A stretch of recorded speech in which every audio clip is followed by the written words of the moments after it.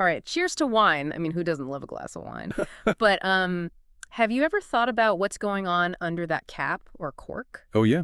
It's actually a lot more interesting than you might think, and honestly, it's kind of at the heart of a pretty big debate in the wine world these days. It really is. It's something we take for granted, that simple act of opening a bottle.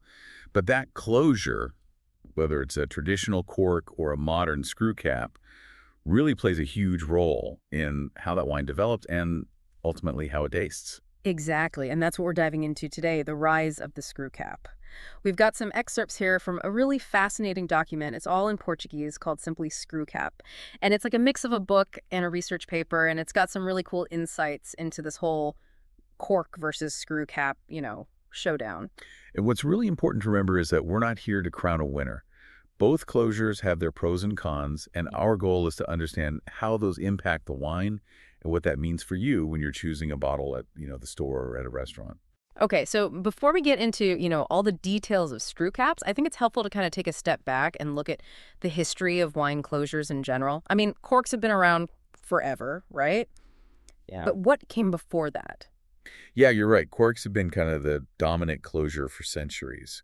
But if we rewind the clock, we find ancient civilizations getting pretty creative with sealing their wine vessels. We're talking like resin, wax, even oil-soaked rags. Oh. But eventually, cork kind of rose to prominence, mainly because it's elastic and it creates a tight seal. Plus, it lets in just a tiny bit of oxygen, which is crucial for how some wines age. So that's the science behind that whole let it breathe thing. You hear people say that. Exactly. Yeah. That slow, controlled exposure to oxygen allows certain wines to develop more complex aromas and flavors over time. And, let's be honest, there's also something special about that satisfying pop. When you pull a cork, it kind of adds to the whole experience. It's true. Okay, I have to admit, I do love that cork popping ritual. But, as you mentioned, cork isn't perfect, and that's where the screw cap comes in. And that was, what, sometime in the 1960s? Yeah, the 1960s saw kind of the emergence of the screw cap as a more modern alternative to cork, but they definitely weren't met with like open arms. There was a lot of skepticism. People associated screw caps with cheap, low-quality wines. I can see why people would think that. It does seem like a pretty big departure from tradition. But clearly something changed because, I mean, the screw caps are everywhere now, even on some pretty fancy bottles. Right. Attitudes have definitely shifted over time as more and more high-quality producers started using screw caps and people kind of realized the benefits. But before we dive into those, let's just unpack how a screw cap actually works. It's a bit more complex than it looks. Okay, let's break it down. It's more than just a simple cap, right? Yeah, you got it. A screw cap has three main parts: the aluminum capsule on the outside, the thread that lets you twist it on and off, and then this really crucial element called the liner. And it's this thin layer on the underside of the cap. And that's where the magic happens. So the liner's kind of like the gatekeeper. It controls how much oxygen gets into the wine. And why is that so important? Exactly. And what's really cool is that different liners have different levels of permeability, meaning they let in different amounts of oxygen. Winemakers can actually choose a liner that's designed for the specific type of wine they're making and how they want it to age. So it's not just slapping any old screw cap on a bottle. There's actual science and strategy involved in this. Totally. That's pretty cool. Okay, so let's talk about some of the advantages of using a screw cap. I think for a lot of people, the biggest one is avoiding that dreaded cork taint, right? Oh, you're absolutely right. That's a huge one. Cork taint, or TCA as it's known in the wine world, is this chemical compound that can make wine smell like wet cardboard or a musty basement. And the worst part is it comes from the cork itself, not the wine. So screw caps totally eliminate that risk. So you can be sure you're getting a clean, untainted taste. Okay, so that's a big win for screw caps right there. But aren't there some other advantages too? Absolutely. Another major advantage is consistency. Natural corks, they're variable. Some are denser than others, letting in different amounts of oxygen, which can lead to, inconsistencies in how the wine ages. Screw caps, on the other hand, provide a much more consistent seal, so you're more likely to get the same quality and taste from every bottle. So it takes the guesswork out of it. I like that. That's reassuring, especially if you've ever had a bottle that was kind of disappointing. Exactly. You're getting what the winemaker intended, bottle after bottle. And speaking of the winemaker's intentions, screw caps also give them a lot more control over oxygen exposure. We talked about how cork allows for that slow, natural trickle of oxygen. But with screw caps, they can be very precise about how much oxygen gets in. So it's like fine-tuning the aging process? Yes. They choose a liner with a specific oxygen transmission rate, or OTR for short, to really dial in how they want the wine to develop. And we Mhm. can't forget the kind of obvious advantage convenience. No more struggling with a stubborn cork or needing a special corkscrew. Just twist and pour. That's a big one for me. I can't tell you how many times I've like broken a cork or, I had to search for a corkscrew. And you mentioned something earlier about sustainability. How do screw caps like stack up against corks in that department? Yeah, that's a great point. Cork harvesting, while it is a renewable resource, it does involve stripping bark from trees, which can have an impact on forests, if not managed sustainably. Aluminum, on the other hand, is recyclable, and screw caps often have a lower carbon footprint than corks, especially when you consider the transportation involved in getting those corks from where they're produced to wineries all around the world. Yeah, that makes sense. Hmm. So we've got a lot of pros in the screw cap column here: preventing cork taint, ensuring consistency, controlled aging, convenience, and sustainability. But it can't all be sunshine and roses, right? There must be some downsides to using screw caps too. What are some of the challenges? You're right. No wine closure is perfect. And screw caps do come with some, considerations. One of the biggest challenges, although this is changing, is that lingering perception that we talked about earlier. Some people still associate screw caps with cheap wines, even though that's not really the case anymore. That's interesting. It is hard to shake those old associations, I guess. But you said it's changing. It is. More and more premium wineries are using screw caps. And as consumers become more educated about the benefits, that perception is starting to fade. But there are also a couple of potential issues related to how the wine itself develops onto a screw cap. Oh, okay. So it's not just about image. What are some of those issues? Well, one is the risk of what's called reduction. Because screw caps create such an airtight seal, sometimes wines can develop kind of unpleasant sulfurous aromas, Okay. sort of like rotten eggs or burnt matches. It happens when there's not enough oxygen interaction. Yikes. That doesn't sound very appealing. No, it's definitely not something you want in your wine. But the good news is that careful winemaking and choosing the right liner can usually prevent this problem. So it sounds like a lot of it comes down to the skill of the winemaker and really understanding the science of winemaking under screw cap. Are there any other downsides we should be aware of? Well, there's the cost factor. Screw caps can be a bit more expensive than traditional corks, especially those with, more high-tech liners. But you could argue that this cost is kind of offset by reducing the risk of losing bottles to cork taint or having those inconsistencies in the wine. That makes sense. It's like an investment in quality and consistency. Exactly. And this all kind of leads us to a really important question, which is how do screw caps actually affect how a wine evolves over time compared to cork? Because we know cork lets in that tiny bit of oxygen. But with the screw cap, it's a much more controlled environment. So what does that mean for the wine? Yeah, that's what I'm really curious about. Is one better than the other, or are they just different? That's the million-dollar question. And like most things in wine, the answer is it depends. It depends on the type of wine, the liner that's used, and the desired outcome. Okay, I'm sensing a theme here. Nuance is key when it comes to wine. Always. But let's start by comparing those two oxygen scenarios. With cork, you have that slow and steady micro-oxygenation happening, which allows for this kind of gradual evolution of aromas and flavors. And this is especially important for those big tannic red wines that are meant to age for a long time.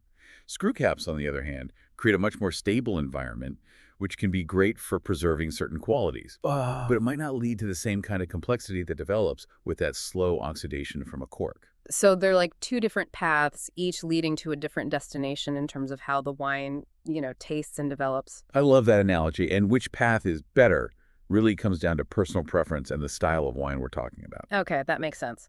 So let's get specific. What about white wines? How do they do under screw cap versus cork?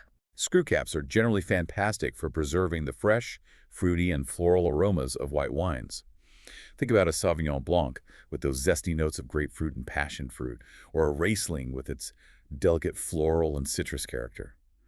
Those wines are often meant to be enjoyed young, and a screw cap helps to kind of lock in that youthful vibrancy. So if you love those bright, crisp white wines, screw cap sounds like a great option. But what about reds? Those are typically aged longer, right? That's right, and here's where things get a little trickier. Screw caps can definitely help preserve the fruitiness in reds too, but because they limit oxygen exposure, those tannins in red wines might evolve more slowly, and the wine might not develop the same level of complexity as a bottle that's aged under cork. So for a big, bold Cabernet Sauvignon that you're planning to, cellar for 10 years, cork might still be the way to go. It's often preferred, yes, because of how those wines evolve with that gradual oxygen exposure. But again, it's not a hard and fast rule. Some winemakers are experimenting with screw caps for those age-worthy reds, using liners with higher OTRs to allow for a bit more, controlled oxidation. It's all about finding that sweet spot for each particular wine.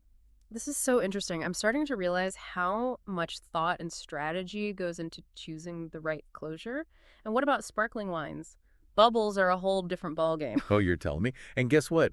Screw caps are actually excellent for preserving the bubbles and freshness of sparkling wines. That airtight seal prevents any of that precious CO2 from escaping, so your bubbly stays bubbly for longer. Okay, another point for screw caps. So it really seems like matching the closure to the wine style and the desired aging potential is key. Absolutely. Winemakers really put a lot of thought into this decision. And speaking of research, the Australian Wine Research Institute, or AWRI, did this fascinating study on Sauvignon Blanc that really highlights the impact of closure choice. Oh, this sounds intriguing. Tell me more about this study. So they took Sauvignon Blanc wines and aged some under screw cap and some under cork for 6 years. What they found was that the screw cap wines did an incredible job of preserving those fresh, bright aromas that Sauvignon Blanc is known for, like passion fruit, citrus, and those grassy notes. The cork-sealed wines, on the other hand, developed those more complex aged aromas over time, things like honey and dried fruit. But here's the kicker. I'm on the edge of my seat. What happened? When they did blind tastings, there was no clear winner. Some people preferred the youthful, vibrant flavors of the screw cap wines, while others gravitated towards the more complex, evolved flavors of the cork-sealed wines. It really came down to personal preference. That's amazing. It really shows how both closures can produce fantastic wines just with different flavor profiles. So as a wine drinker, how do I know which one to choose? That's a great question, and it's something we're going to kind of delve into even deeper in the next part of our deep dive. We'll explore how different wine regions around the world are approaching this screw cap versus cork decision. And we'll uncover some cool examples of how producers are using screw caps to really showcase their wines. Okay, I'm already hooked. But before we get ahead of ourselves, I want to know, what do you think? Have you noticed a difference between wines bottled under screw cap and those under cork? What are some of your favorites? We'd love to hear your thoughts. And in the meantime, maybe crack open a bottle, screw cap, or cork, and see what you discover. Cheers to that. Welcome back to our deep dive into the world of screw caps. It is fascinating how this seemingly simple closure has sparked such a global conversation in the wine world. Yeah, it really speaks to how deeply intertwined wine is with, history, culture, and our senses. In the last part, we really dug into the nuts and bolts of screw caps and how they compare to cork. But this screw cap document we're exploring actually takes us on kind of a global journey, looking at how different wine regions are embracing or maybe resisting this shift in closures. That sounds super interesting. So who are the early adopters, the regions that are just like screw caps, yes, please? Well, no surprise here. The Southern Hemisphere really kind of took the lead. Australia and New Zealand in particular were pioneers in adopting screw caps. Think about what they're known for: wines that are fresh, vibrant, bursting with fruit. Screw caps were just a natural fit for preserving those qualities. It makes sense that they'd be at the forefront of this movement. They didn't have centuries of tradition tied to cork, so they were maybe more open to innovation. Right, exactly. And you could say they were, pretty confident in the quality of their wines and weren't afraid to challenge the status quo. New Zealand Sauvignon Blanc, in particular, was one of the first wines to really make a splash with screw caps, and it helped to change perceptions in a big way. So it was like a bold statement. We're making world-class wines, and we're using the best closure to showcase them. Tradition be damned. That's a great way to put it. Yeah. They saw the benefits, and they went for it. And Australia also deserves, major props, especially for their work with screw caps on Riesling and even some of their bolder reds like Shiraz. It's like they were saying, hey, world, screw caps aren't just for cheap wines. They can elevate even the most prestigious bottles. Okay, so the Southern Hemisphere was all about embracing innovation. What about Europe? They're known for being pretty traditional when it comes to winemaking. Oh, yeah, you're right. Europe is a different story. Hmm. In many of those classic wine regions, especially France and Italy, cork is still king. It's so deeply ingrained in their winemaking culture and history that screw caps are seen as almost a threat to their identity. Wow. That's interesting. It's like screw caps are challenging more than just a closure. They're challenging a whole way of life. But it's not like Europe is completely ignoring screw caps, is it? Definitely not. There are pockets of adoption even in some of those more traditional areas. Hmm. Germany and Austria have been more open to screw caps, especially for their white wines. And even in France, you'll find some producers, particularly in the Loire Valley, using screw caps, especially for wines that are meant to be enjoyed young. So it's like this slow but steady creep, Yeah. even into those strongholds of tradition. That's a great way to describe it. And you see a similar pattern in parts of South America, like Chile and Argentina.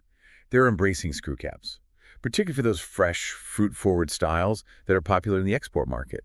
It's partly about, consistency and quality control, but it's also about appealing to a global audience that's increasingly open to screw caps. It sounds like the world is becoming more receptive to this idea of like matching the closure to the wine style rather than just sticking to tradition no matter what.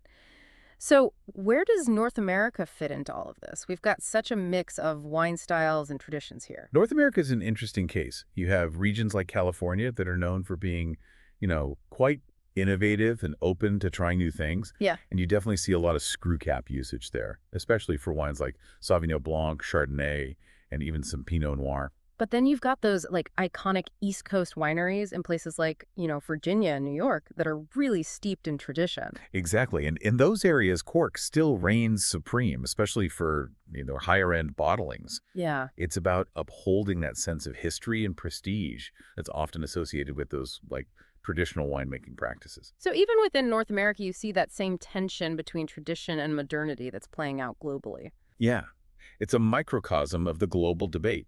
And it highlights how the choice of closure isn't just about, practical considerations like preventing cork taint or preserving freshness. It's also about image, branding, and appealing to a specific, target market. That makes sense. It's like choosing between a classic car and a sleek modern sports car. They both get you where you need to go, but they make a different statement. I love that analogy. And I think what this screw cap document really underscores is that this shift towards screw caps isn't just a fleeting trend.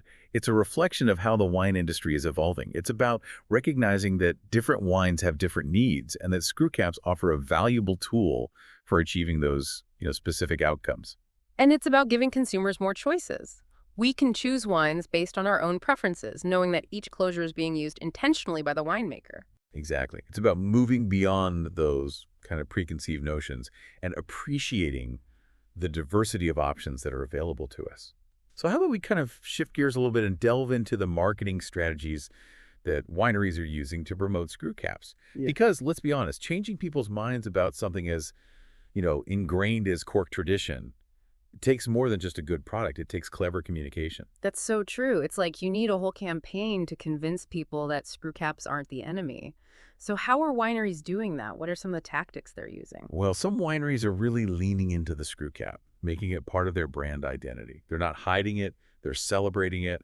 You'll see it, front and center on their labels, sometimes even using it as a design element. I've definitely seen models with those sleek modern screw caps that look almost like a piece of jewelry. Exactly. And it goes beyond just the, aesthetics. They're using language that emphasizes those positive aspects of screw caps. Guaranteed freshness, consistent quality, easy to enjoy, and even like eco-friendly. So it's about reframing the narrative, right? Instead of focusing on what you're missing with the screw cap, they're highlighting what you're gaining. You got it. And it's, really smart marketing. Because at the end of the day, consumers want reassurance. They want to know that they're getting a quality product and feel confident in their choices. And screw caps offer that in spades. But how are wineries addressing those kind of lingering concerns about screw caps being associated with cheaper wines? That's a tough hurdle to overcome. Yeah, this is where storytelling comes in. Some wineries are getting really transparent about their decision to use screw caps, explaining their, winemaking philosophy and why they believe it's the best closure to showcase the specific qualities of their wines. They might talk about how screw caps allow them to preserve the delicate aromas of a particular grape variety, or how it ensures that every bottle tastes exactly as they intended. So it's about connecting with the consumer on a deeper level, appealing to their emotions and values, not just their taste buds. Exactly. It's about building trust and showing their commitment to quality. And it's working. We're seeing more and more consumers, even those who might have been, hesitant about screw caps in the past, becoming more open to the idea and appreciating the benefits. It's amazing to think that something as simple as a bottle closure can spark such a dramatic shift in an industry as, steeped in tradition as wine. It really is. And it makes you wonder what other innovations are on the horizon and how might they continue to shape the future of wine. I can't wait to see what the future holds. We've covered a lot of ground in this deep dive, exploring the history, the science, the regional trends, and even the marketing tactics surrounding screw caps. But as we kind of wrap up this part of our conversation, I want to leave our listener with a few, key takeaways. What are some of the most important things we've learned about this debate? Well, I think the most important thing to emphasize is that there's no right or wrong answer in this, screw cap versus cork debate. It's about understanding the unique characteristics of each closure and how they interact with different wine styles. It's not about declaring a winner, but about appreciating the nuances and embracing the diversity of options. Exactly. And remember, the choice of closure is ultimately a decision made by the winemaker, based on their vision for the wine. So the next time you're facing a wall of wine, don't let the closure be the deciding factor. Read the label, do a little research, and most importantly, be open to trying new things. Who knows? You might just discover your new favorite wine hiding under a screw cap. Well said. And as we head into the final part of our deep dive, we'll be exploring what the future might hold for screw caps and corks. Will one eventually dominate, or will they find a way to peacefully coexist? Join us next time as we uncork the possibilities. Welcome back to the deep dive. We've been on quite a journey exploring the world of screw caps and their impact on the wine industry. It really is amazing how much there is to uncover about something, seemingly as simple as a bottle closure. I know. We've gone from the history and the science to global trends and marketing strategies. But as we kind of delve into this final part of this screw cap document, I'm really intrigued by what it has to say about the future of wine closures. Me too. In the last two parts, we've talked about the pros and cons of both screw caps and corks, and it seems like, honestly, they both have a lot to offer. So what's the prediction? Will one eventually, conquer the wine world, or is there a different path? That's the big question, isn't it? And I think the answer might honestly be a little more nuanced than just one winning over the other. This document kind of suggests that the future might actually be about coexistence. Coexistence. So, screw caps and corks living in harmony. I like the sound of that. But how would that work in practice? Well, think about it this way. Both screw caps and corks have their own, unique strengths. Screw caps are amazing at preserving freshness, ensuring consistency, and they, offer that convenience factor. Corks, on the other hand, are known for allowing wines to age gracefully, developing those complex aromas and flavors over time. Okay, that makes sense. So instead of seeing them as rivals, maybe it's more about seeing them as different tools for different jobs. Kind of like in a kitchen, you wouldn't use a whisk to chop vegetables or something. Exactly. Each tool has its purpose. Mhm. And the same goes for screw caps and corks. If a winemaker is crafting a, crisp, vibrant white wine that's meant to be enjoyed young, a screw cap might be the perfect choice. But for a big, bold red destined for the cellar, a cork might still be preferred. It all kind of comes down to the style of wine and the intended aging potential. So the future of wine closures isn't about one size fits all. It's about having the right tool for the job. And honestly, I think that makes the world of wine even more exciting. I agree. It opens up so many possibilities for winemakers, and it gives consumers, more choices. Yeah. And it's really interesting to see how this idea of coexistence is already playing out in different regions. You've got those countries in the Southern Hemisphere that have just wholeheartedly embraced screw caps. But then you also have those traditional European regions where cork remains really deeply ingrained in the culture. And it seems like even within those traditional regions, there's a growing openness to experimentation and adaptation. It's like a dance between tradition and innovation, each pushing the other forward. It's a beautiful thing to witness. And ultimately, it's the consumer who benefits from this, diversity of options. We get to explore wines from all over the world, knowing that each closure has been chosen, with intention and purpose. This has been such an eye-opening conversation, but before we wrap up our deep dive, I want to circle back to something we touched on earlier, which is sustainability. Yeah. As consumers become more, environmentally conscious, I think the sustainability aspect of closures is going to become even more important. Oh, absolutely. Yeah. And screw caps have a real advantage in that area. Not only is aluminum recyclable, but using screw caps also reduces the carbon footprint that's associated with, cork production and transportation. Right. Harvesting cork does have an environmental impact, and then there's the whole process of shipping those corks all over the world. Screw caps kind of offer a more sustainable alternative, which is something I think a lot of people will appreciate. It's a win-win. You get a high-quality closure that's also, better for the environment. So as we raise a glass to the future of wine, it seems like screw caps have really earned their place at the table. Cheers to that. Hmm, They're not just a trend, they're here to stay, offering, a valuable tool for winemakers and a world of possibilities for wine lovers. well said. And as we conclude this deep dive into the world of screw caps, I want to leave our listeners with a few final thoughts. First, be open to trying wines under both closures. You might be surprised by what you discover. Don't be afraid to step outside your comfort zone and challenge those, preconceived notions. Explore different regions, different grape varieties, and let your taste buds be your guide. And above all, remember that wine is about enjoyment. It's about those shared moments, the stories, the memories, and the flavors that transport us to different places and times. So whether you're popping a cork or twisting off a screw cap, raise a glass to the journey, the discovery, and the sheer joy that wine brings. Beautifully said. And thank you for joining us on this deep dive into the fascinating world of screw caps. Until next time, keep exploring, keep learning, and keep enjoying that delicious world of wine.